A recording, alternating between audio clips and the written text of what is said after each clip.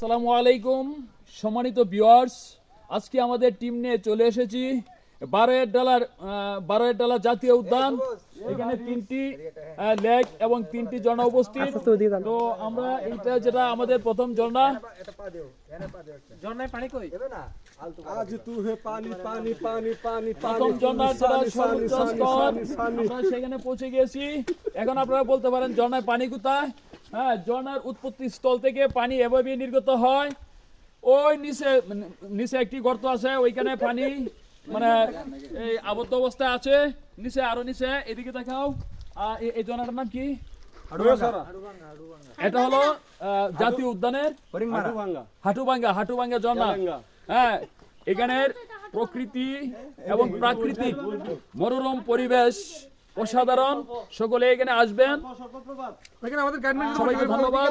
এদিকে গাইডম্যানকে পরিচয় করে দেন। আমাদের গাইডম্যান হ্যাঁ, হোস্ট এদিকে আসো। এখানে আমাদের হোস্ট, এদিকে আসো।